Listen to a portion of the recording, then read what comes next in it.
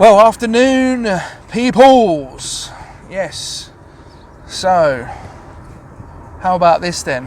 Hospital appointment this morning, just to see the doctor for my ankles. It's a bit of a crossroads, ladies and gents. It's a bit of a crossroads. But thank you for joining me on Riding Shotgun podcast today. Thank you so very much. Don't forget to like, subscribe, hit that notification bell. You know the drill by now. You know the drill. If you're not heading over to patreon.com/Riding Shotgun podcast to be part of the revolution, then you will not be part of the revolution, of course. But I'm sure you're going to do that also. You know the drill. You know what it is. So anyway, I've been to the hospital this morning. And we've been over to Basildon Hospital. Now, why is it that Basildon always has that familiar smell of disappointment and, underwhelming expectation? There's just a smell about Basildon that's recognisable, but yet always disappointing, and it's kind of disgusting too. So I was waiting in the department there, the orthopaedic department, and the two ladies in front of me sat down, and I'm not going to lie, stunk. Ridiculous. Do you remember what I was saying on the previous episodes where, like, if you're a stinky bum or you stinky face or a stinky body? Yeah, they were stinky body. This one was clearly Marlboroughs. Clearly Marlboroughs. Absolutely disgusting, stinking of fags, and all I did was sit down and it just wafted in my direction. Horrible. But I was supposed to get an appointment at 9:30. I got seen at roughly about 10:15, and I'm thinking, hang on, these people have turned up long after I have, and they're getting seen first. What's the deal? So I'm thinking, right, I'll give it two more people. If two more people get up and go in that have arrived after me, then I'm going to say, hey, what's going on? I was then the next one, so I must have woken the universe and said, right, okay, you need to call Parker now. You need to call him in. Whew. And that is also the smell of horse manure. Oh, woo! There's some smells going on today. I'll tell you what, that's probably a good job that they didn't smell like that in the hospital today. Probably would have chucked. Bloody horrible. So yeah, went in there, and the first thing he said, right, we need to do surgery. I'm like, Doc, we can't do surgery. I'm not going to sit 3 years out on this thing. Just not going to do it. No way. And so he said, well, what do you do for work? I said, well, I'm in the leisure industry. I'm part of a sports club. And he's like, oh, right, okay, so you can't really sit still then? No, I can't. He goes, well, when we do the surgery, you'll be out for about 4 weeks, and then you'll have a boot, but you won't be able to drive. I said, well, I can't not drive. I live alone. There's no one to look after me. How am I supposed to do anything like that? He kind of did look a bit puzzled, and I said, look, you got to give me alternatives. So the alternative that I got was I forget what the name of it is. It's litho something. And what it is they send high frequency sound waves into the ankle. Now, this treatment is usually for breaking up kidney stones. So, like, obviously kidney stones are like calcium build-ups, and it's for breaking them down and removing them. So I was like, okay, cool, sounds good. He said, we can do 3 sessions on each foot. Great, awesome. He said, but also your guiding light, your Bible, your everything right now,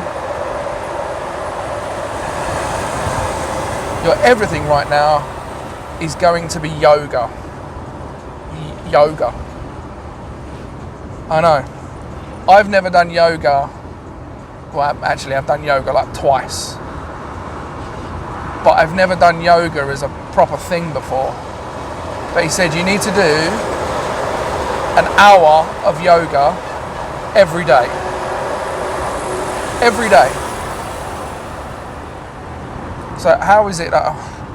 So I said, okay. He said, look, if you do an hour of yoga every day with the stretches that you need to stretch your calves out, you won't need me in a year's time. I said, okay, fine.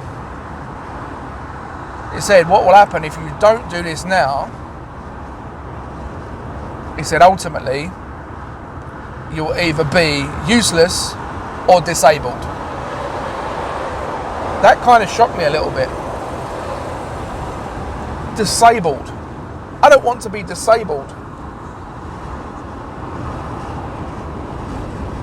He said, literally what you're going to do is yoga, we'll do this ultrasound stuff, we'll do this shockwave therapy as well, we'll get all that rocking and rolling, and in 6 months' time, come back and see me, and we'll see if there's any change. If there's no change, and it's not different, and the pain hasn't subsided a bit, and we haven't got any different, then it's going to have to be surgery. I said, okay, doc, that's fine. I'll live with that.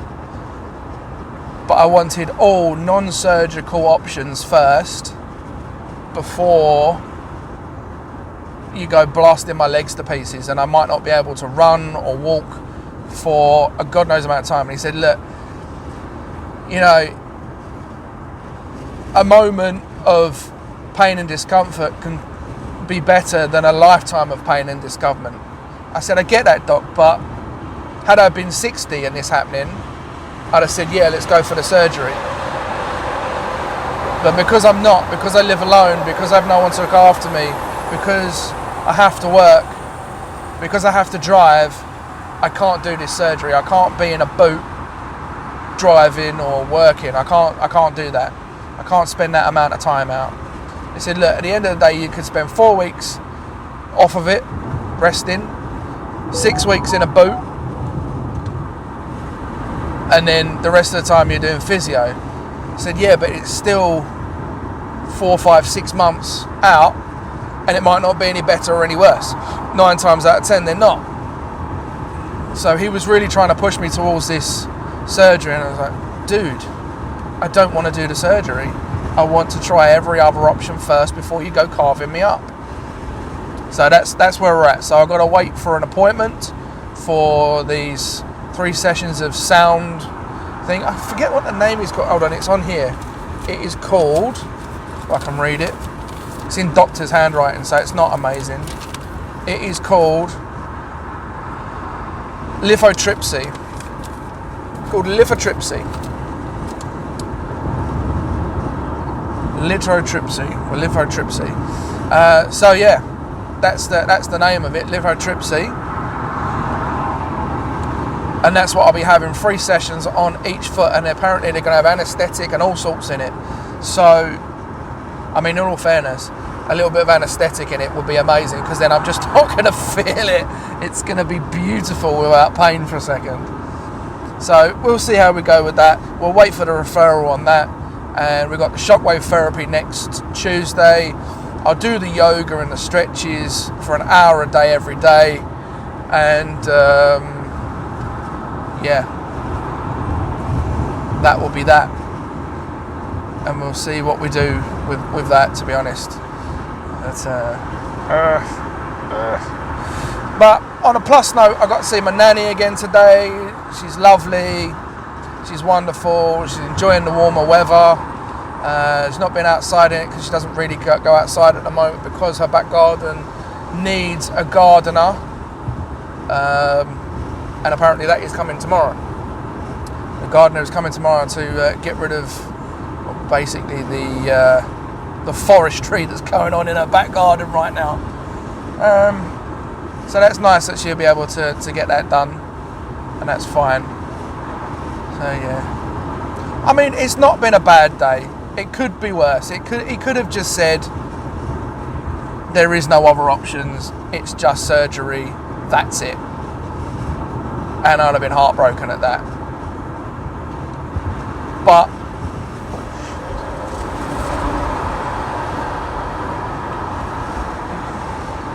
that was naughty. I nearly got rumbled there for a speeding. Suddenly drops down to 50. So yeah, what was I saying? Yes. So it could have been worse. It could have had no options to me, and it's just a surgery job done. But no, I've got other options, which is great. Great. So thumbs up. I know I'm looking very summery today. I'm enjoying the weather. It is 21.5 degrees out. 21.5! And if you're working in old numbers, it's about 70-ish. 70s. 75. If you're working in Fahrenheit, that is, of course. I don't get that. Why? I don't understand why there's two things of Fahrenheit and Celsius. I mean, work in one or the other. I mean, I don't know anyone that actually says, hey, I want to work in Fahrenheit, apart from scientists, maybe. I mean, do weathermen work in Fahrenheit? So if they work in Fahrenheit, why do they work in Celsius? I don't understand that. But hey, what are you going to do? What are you going to do? Let's go over this side. Gosh. Lovely. So yeah, what are you going to do with that? Don't know. I'm not sure why there's a Fahrenheit and Celsius. I mean, is that a thing that originates back from early days of weather? I don't know. I mean, it is a weird thing that just because it's always been a thing, it's still a thing. Like, if nobody uses Fahrenheit anymore, apart from scientists, why are we still saying Fahrenheit? Is it because the old people are still using Fahrenheit, maybe? I don't know. It just seems like there's a lot of sheep culture around. Like, when you're going to a roundabout or something like that, everyone will follow one lane and one car when there's equally another lane available that goes in exactly the same direction. Happening right now. All waiting in the same line, but yeah, I'm in the lane where you can also go in the same direction. Without question, it's literally sectioned off in that way. Also, I've noticed as well, let's go back to the dating apps. I know I touch on it every now and again. So how is it that when you're on a dating app and someone wants to say they have kids, like, they over reinforce how important their kids are? So everything they say is, oh, I have 2 beautiful kids, or I have 1 beautiful daughter, or 1 beautiful son, or whatever. And the line that comes after it always is, they are my world. Of course they are. You're sat at home doing feckle on Tinder. Of course they're your world. You don't have any other world, do you? Why is that always a thing that's said? Even when you're like a working person with kids that's separated, it's always, I have a beautiful daughter, or I have 2 kids, they are my world. Why do you always have to put, they are my world? I mean, I know your kids are important to you, and that's fine, and I get that. But could you not think of something different to say? I have kids, they are my world. He is the centre of my world. Well, yeah, I understand they're very important. I get that. And that's fine. Will they be the centre of my world? No. No, they will not. Not a chance. I mean, this is the thing. You know, when you're a single guy and you have a woman who has kids and you start dating, obviously you want to be part of that kid's life because it comes as a package as part of the woman's life, and that's what she wants, you know. Right? She might not want a dad for her kids, but she'll certainly want you to be involved, to be, part of her world, right? So if you build up a bond between yourself and the kid or kids, and then it doesn't work out, for the bloke, you've not just lost your woman, you've also lost the kids too, right? That's one of the reasons why it's so hard for single parents to get a partner, because when you look at it, you're not getting purity because you've already had kids. You're not getting a special moment if you have another kid because you've already done it and I haven't. If we break up, I'm losing you and the kids. I just don't see how that's a win-win. Plus, if I want a if I want a relationship with you, it's not me and you doing things, it's me, you and the kid doing things, which would mean, we can't just go out to dinner anywhere because there's got to be something to do for the kid. Or we can't just go on a day out because we've got to either find someone to look after the kid, or there's got to be something for the kid to do. Like you're going to go to a zoo or to a park or whatever, and it's got to be suitable for the kid to do to keep them entertained. That might not be entertaining for me, it might not be entertaining for you, but it's entertaining for you to see the kid having fun. If I've got no bond with the kid, or I just simply don't want to do that, I've got no choice because I'm in a relationship with you. It's really difficult, really difficult. So when you get to 38 years of age and you're looking for someone without kids, your market shrinks massively.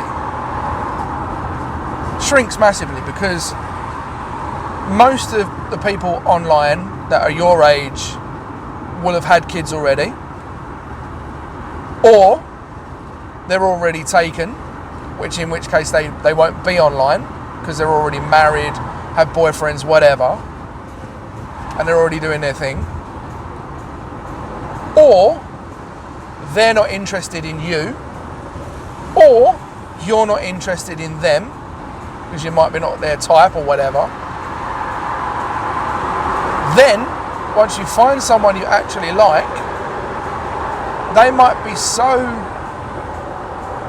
nonchalant about meeting up because they're so set in their ways, because they are that age without a relationship and kids. They're so set in their ways of being on their own that they're looking for something next level to bring to the table, which you're not going to bring, because ultimately you can just be you. If you start overdoing yourself or doing things that aren't you, it's a relationship set to fail anyway, because eventually you will regress back to being just you rather than this next level you that you're trying to be that isn't you. So your market becomes very, very small. And that's difficult. And that's what I'm finding hard right now, is the fact that when I was 20, 21, 22, 23, 24, it was brilliant. Could find loads of people. And it was really good fun. And I met some really good people. But now I'm 38, market shrunk. Like when I was at that wedding last week, I must have been one of about 4 or 5 in the whole room that was single. 1 out of 4 or 5. I mean, out of 80 odd people there was I would say about 4 or 5 people that were single, I think, in the whole,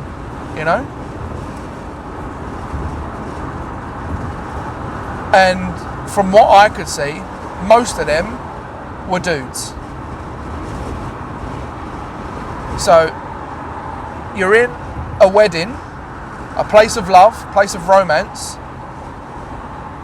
You might potentially meet someone, and the only singulars were there out of 80 odd people were dudes. How does that work? How does that work?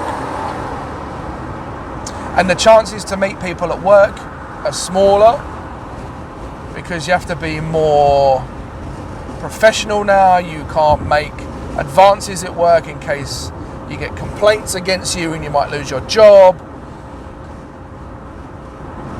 I've heard of that before. I've heard of people making advances to someone saying, hey, would you like to go out for a drink? And they put in a HR complaint about them. And they've said, look, no, he was making sexual advances towards me. He kept his job. He kept his job simply because it was all documented on a text message where basically he said, would you like to go out for a drink? That was it. There was nothing else. And she said that was sexual advancement. Sexual advancement. She said she should be free at work from any type of advancement from men. Now, if you have a relationship with someone and you strike up a bond with someone, and you feel like you might quite like them, and you know that they're single, why wouldn't you say, hey, would you want to go for a drink? Even if it's just a friendly thing, why wouldn't you say, hey, do you want to go for a drink? I certainly would. If someone said to me, hey, would you like to go for a drink sometimes? Unless I was in a relationship and it was a woman, I would say, yeah, sure, let's go for a drink. Like, I'm not into you relationship wise, but I'm certainly going to go out for a drink with you because you're a nice person, because we have a good bond. But I don't see that. That's the thing. It seems ridiculous, really. I think she was being a little bit touchy. I mean, understandably, yes, you are supposed to be free from any sexual advancements in the workplace. I get that. I understand that. Totally. But when someone's just saying, hey, would you like to go for a drink sometime? And that's it. There's been no other conversation around that. How can you put a complaint in about that? Don't understand that one. Just seems like people are more and more determined to be fruitcakes now. And not just fruitcakes, touchy fruitcakes as well.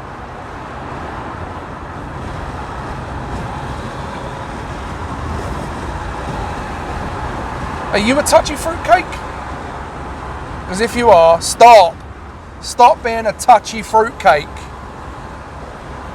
Nobody wants to see your non-binary ass being a touchy fruitcake when they haven't done anything wrong.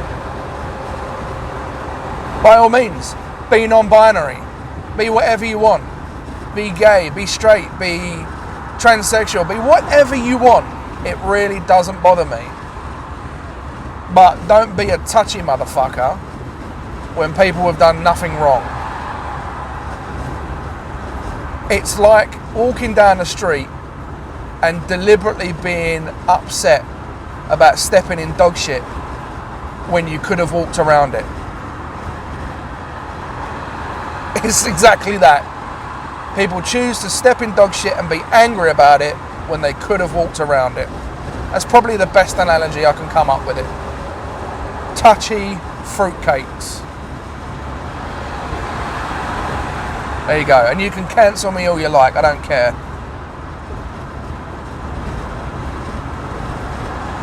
Oh. Anywho. So we've got a big weekend coming up. Friday, five-a-side football. Saturday, hopefully I'll have all my gear for the bike by Saturday. So I did order a load of bits and pieces for the bike. So I will be able to pump the tyres up, get the handlebar grips on, and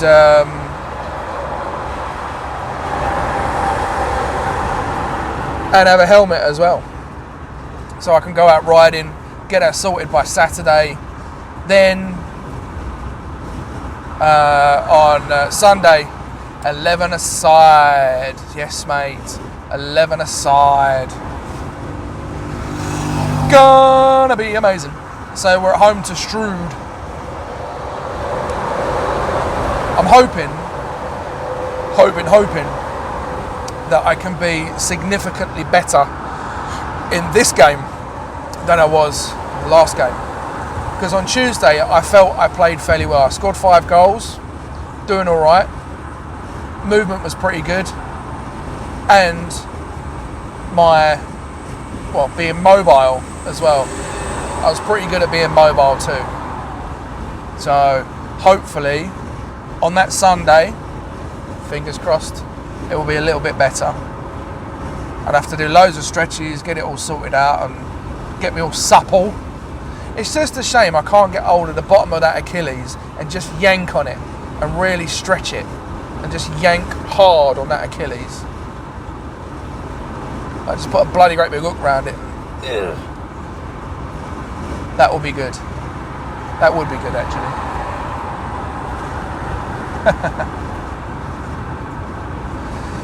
Oh, I tell you what, I feel stuffed now though. My nan gave me, she always does this. She goes, I just wanted to use up some cheese. I just wanted to use up some bread.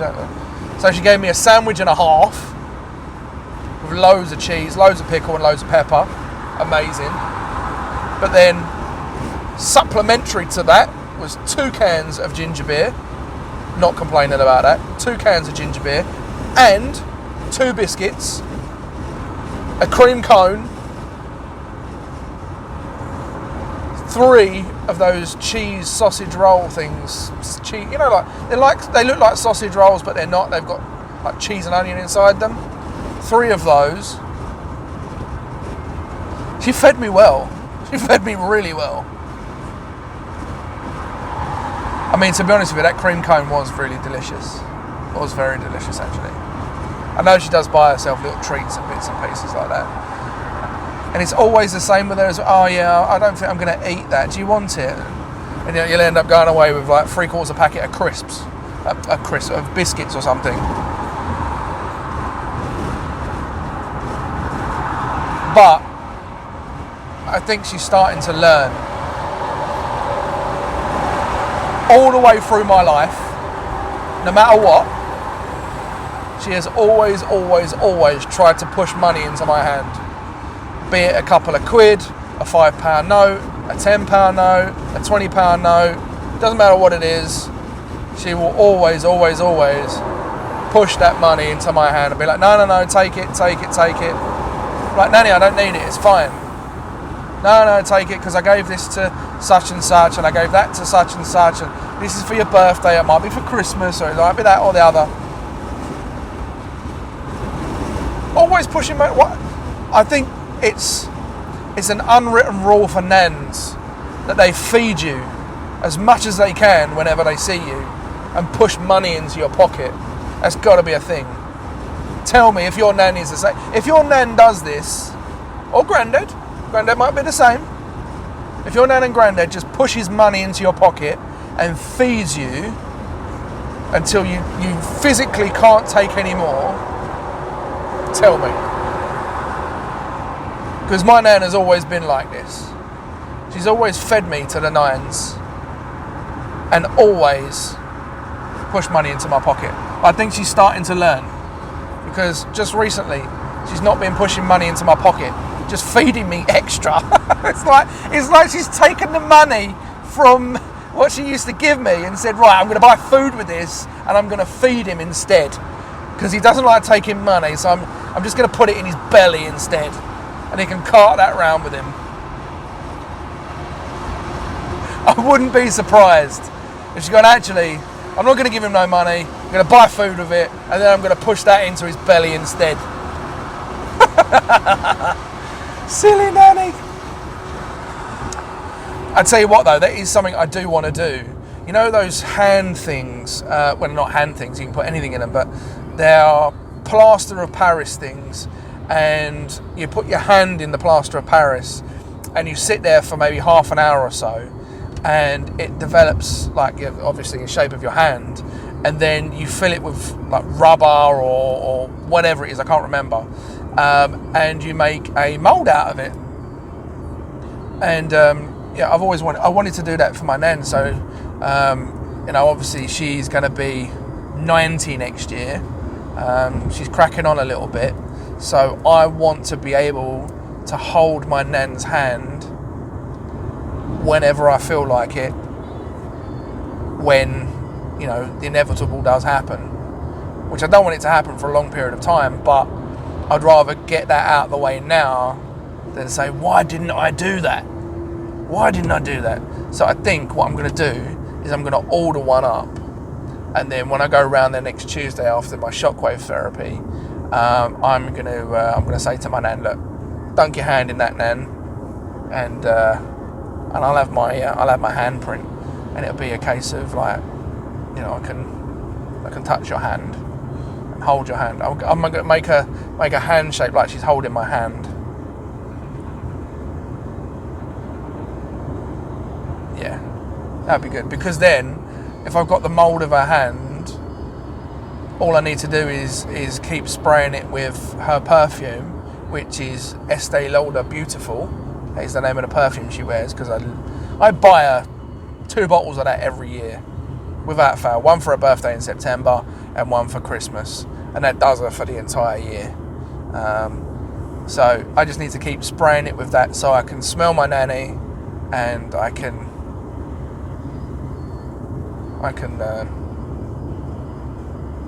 hold my nanny's hand whenever I want to, when the inevitable does happen.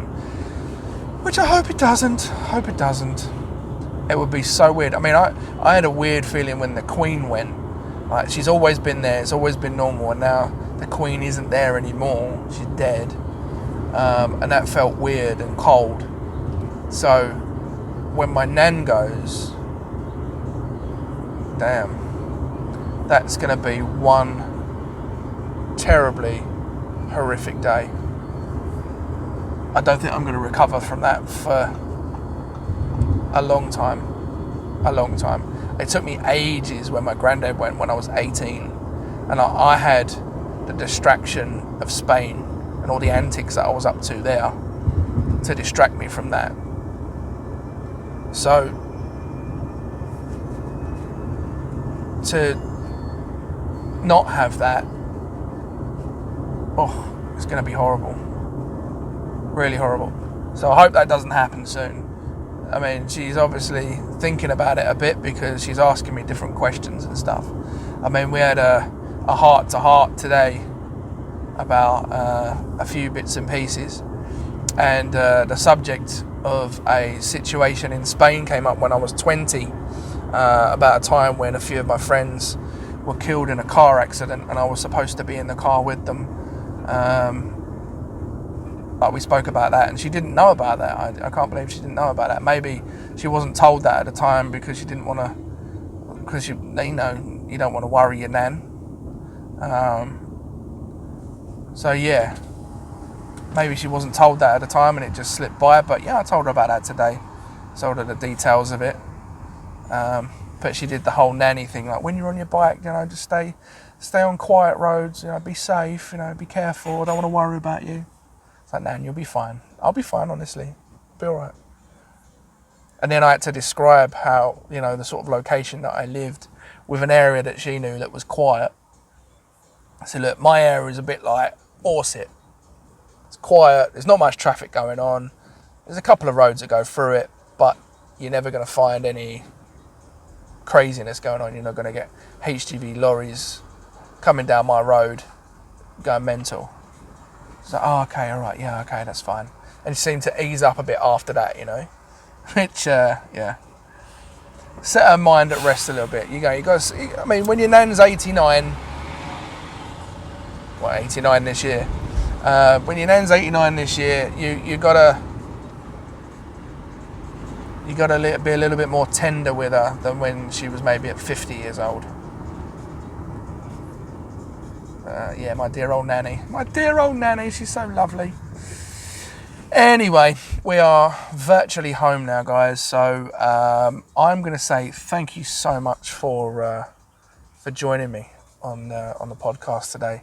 It's been a bit of a fruity one because ultimately I've had some okay news, but on better news, I had a cream cone with my nan. Can't be making it. So thank you so much for joining me on the podcast today on Riding Shotgun. If you want to head over to Patreon, I'll be most grateful if you could join part of the revolution, and you can join for just 10p per day, £3 per month, and that will give you loads and loads and loads of episodes that you are not going to see or hear anywhere else ever. Also, if you're on any audio channels such as your Spotify, your Amazon, your Apple, that kind of thing, please do give me a review.